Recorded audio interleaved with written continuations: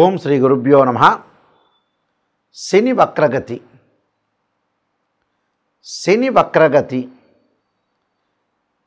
137 రోజుల పాటు శని వక్రగతిలో ఉంటాడు. అంటే జూలై 12వ తారీఖు మధ్యాహ్నం 1:23 7 డిగ్రీల 48 నిమిషాలకి ఉత్తరాభాద్ర నక్షత్ర 2వ పాద ప్రవేశంతో శని వక్రగతిలోకి వెళతాడు. వక్రగతిలోకి వెళ్ళిన ఆ మీనరాశిలోనే ఉంటాడు. ఎప్పటి వరకు ఉంటాడు? నవంబర్ 27వ తారీఖున మధ్యాహ్నం 4:04 వరకు కూడా పూర్వాభాద్ర నక్షత్ర 4వ పాదంలో 1 డిగ్రీ 1 నిమిషాల వరకు వక్రగతిలో ఉంటారు. అంటే సుమారుగా 6 డిగ్రీల 47 నిమిషాలకి ఆ శని వెనక్కి వెళుతున్నాడు. శని వక్రగతి పొందటం వల్ల కొంతమందికి ఉపశమనం కలుగుతుంది, కొన్ని రాశుల వాళ్ళకి కొంతమందికి శుభ ఫలితాలు కలుగుతాయి, కొంతమందికి చెడు ఫలితాలు కూడా, మిశ్రమైన ఫలితాలు కూడా కలుగుతాయి. శని సహజంగా గోచారరీత్యా 3, 6, 11 స్థానాలు శుభ ఫలితాన్ని ఇస్తాడు. అంటే వాళ్ళ రాశి నుంచి మనం చూసుకునేటట్టయితే 3, 6, 11 స్థానాలు శుభ ఫలితాన్ని ఇస్తాడు. శని కొంతమందికి అర్ధాష్టమ, అష్టమ, ఇల్నాటి, కంటక శని యొక్క ఫలితాలు కూడా కొన్ని మంచి చెడుల యొక్క మిశ్రమాలు అనేవి కలిసి ఉంటాయి. వక్రగతి అంటే ఏంటంటే సహజంగా ఎలా ఉంటుందనంటే చాలామంది కూడా వక్రగతి అంటే ఏదో జరిగిపోతుందనే అపోహ, శని గురించి చెప్పంగానే భయభ్రాంతులు చెందుతుంటారు. వక్రగతి అంటే ఏమిటంటే మనకి పైన అంతరిక్షంలో 2 వాహనాలు వెళుతుండగా ఒక వాహనం యొక్క వేగం అనేది తగ్గుతుంది, దాని యొక్క స్పీడ్ అనేది తగ్గుతుంటుంది. అంటే 2 గ్రహాలు వేగంగా వెళుతూ ఉండగా ఒక గ్రహం యొక్క వేగం తగ్గదాన్నే వక్రగతి అంటారు. అది ఎక్కడ వెనక్కి వెళుతుందని చాలామంది అనుకుంటారు. కానీ భూమి మీద నుండి చూసే వాళ్ళకి ఏంటంటే అది వెనక్కి వెళుతున్నట్టుగా అర్థం అనుకుంటాం. కానీ పైన అంతరిక్షంలో అలా జరగదు, దాని యొక్క వేగం మాత్రమే తగ్గుతుందని అర్థం. దాన్నే వక్రగతి అని అంటారు. అంటే దిస్ ఈజ్ ద రెట్రోగ్రేడ్ అంటారు, డైరెక్ట్ కాకుండా రెట్రోగ్రేడ్ అవుతుంటుంది. కాబట్టి శని యొక్క వక్రగతి యొక్క ఫలితాలు ఏ విధంగా ఉన్నాయో ఒక్కసారి మనం తెలుసుకుందాం. తులారాశి వాళ్ళకి శని వక్రగతి యొక్క ఫలితం అనేది కొంత మిశ్రమైన రిజల్ట్స్ వచ్చే అవకాశాలు ఎక్కువ ఉంటాయి. ఎవరైతే వాళ్ళ జాబ్స్ చేస్తున్నారో, జాబ్స్ కానీ బిజినెస్ చేస్తున్న వ్యక్తులు ఎలాంటి ఆటంకాలు జరగకుండా, బిజినెస్ చేస్తున్న వాళ్ళు ముఖ్యంగా తన కింద ఉండే ఎవరైతే పార్ట్నర్స్ కానీ, అంటే సమాంతరంగా ఈక్వలైజేషన్లో ఉన్న పార్ట్నర్స్ కానీ, లేక తన కింద ఉన్న క్లర్కలు ఎవరైతే ఉంటారో, కింద పనిచేస్తే గుమస్తాలు అంటారు, తెలుగులో క్లర్క్స్ అంటారు. అయితే వీలాంటి వాళ్ళతో వివాదాలు చేయకుండా, ఆర్గ్యుమెంట్స్ చేయకుండా, వాళ్ళు చెప్పిన విధానంతో పాటు మనం కూడా ఒక నిర్ణయాన్ని తీసుకొని ముందుకు వెళ్ళాలి. అది చాలా ఇంపార్టెంట్. ఇక్కడ ఆ నిర్ణయం చేసేటప్పుడు కూడా కొద్దిగా జాగ్రత్తగా ఉండి ముందుకు వెళ్ళాలి. అలానే ప్రమోషన్ల విషయంలో కొంత ఆలస్యం కావటం, లేట్ అవుతుంది అని మనం మానసికంగా మెంటల్లీ డిజార్డర్ పడకూడదు. కొన్ని ఆలస్యం జరుగుతుంటాయి ప్లానెట్స్ యొక్క పొజిషన్ బట్టి. ఆలస్యం జరుగుతుంది కదా అని మనం ఆలోచన చేయక్కర్లేదు. అందువల్ల ఈ ప్రమోషన్లు కొంత ఆలస్యం కావటం, భూములు కొనుగోలు, గృహ నిర్మాణ కార్యక్రమాలు కొంత ఆలస్యం కావటం, దాంతోపాటు ఇంటిలో శుభ కార్యక్రమాలు కొన్ని వాయిదా పడుతూ ఉంటాయి.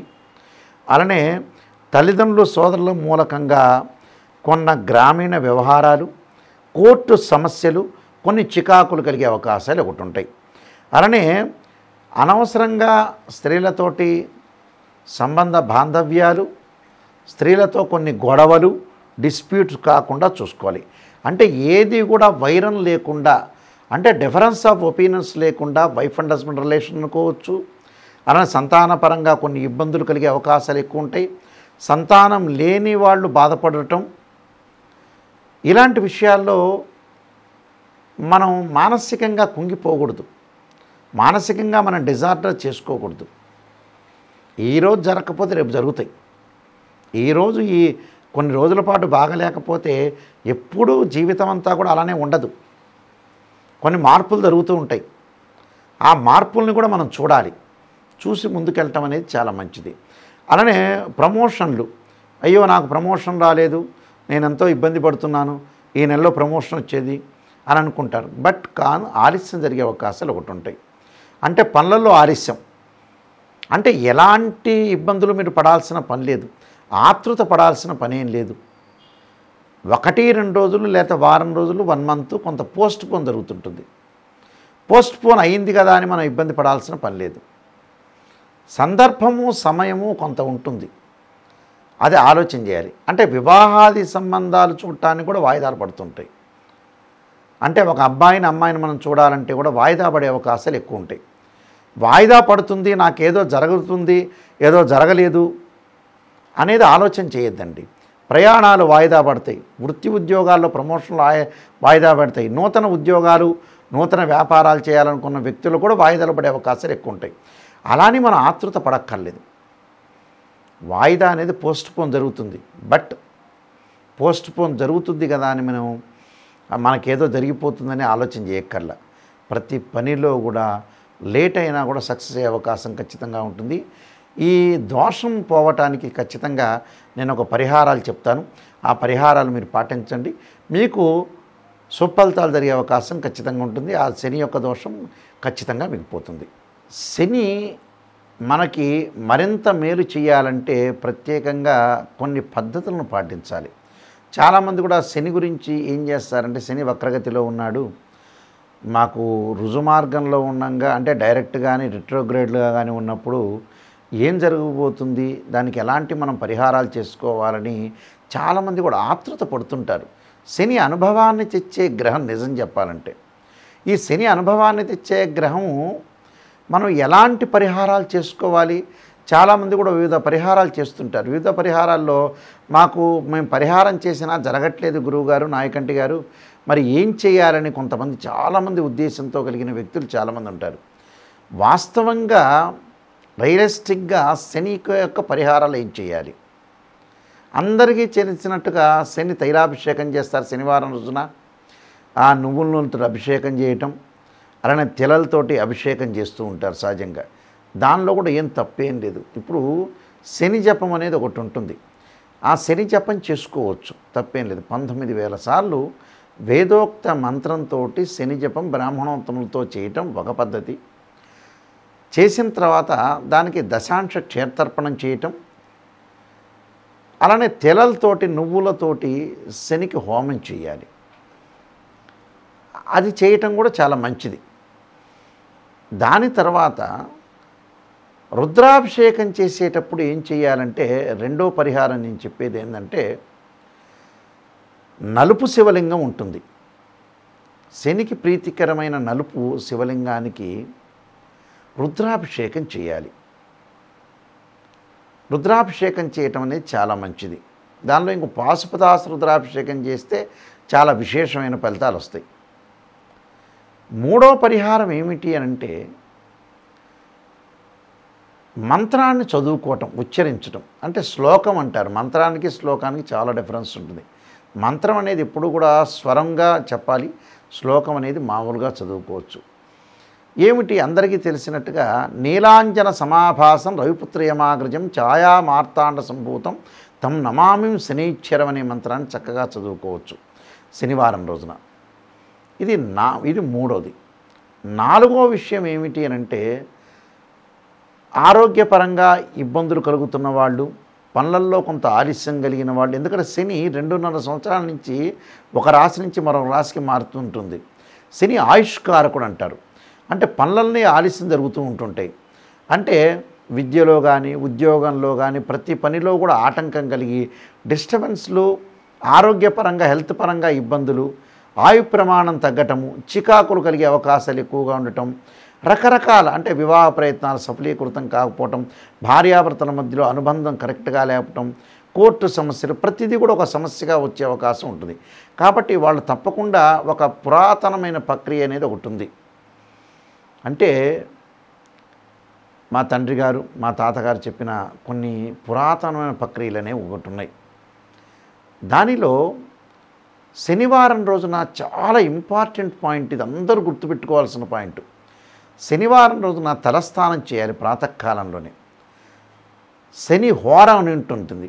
ఆ శని హోరలో ప్రాతకాలం తలస్నానం చేసి ఒంటి మీద కానీ తల మీద కానీ షాంపూ కానీ సబ్బు కానీ ఎలాంటిది వాడకుండా చక్కగా స్నానం చేసి ఓం నమః శివాయ ఓం నమః శివాయ అనుకుంటూ స్నానం చేసి వారి చేతిలో వారి ఇంట్లో బియ్యం ఉంటాయి, బియ్యాన్ని దంచితే నూకలు అవుతాయి. ఆ నూకలు, పంచదార, నల్ల నువ్వులు 3 కూడా ఒక చెంచా తీసుకొని మనం ఒక పొట్లంలాగా కట్టుకొని లేదా ఒక కవర్లో వేసుకొని ప్యాక్ చేసుకొని ఆంజనేయ స్వామి దేవాలయం కానీ మీ దగ్గరలో శివాలయం కానీ వెళ్ళాలి. ఆంజనేయ స్వామి దేవాలయమైనా శివాలయమైనా ఎన్ని ప్రదక్షిణాలు చేయాలి అంటే 9 ప్రదక్షిణాలు చేయాలి.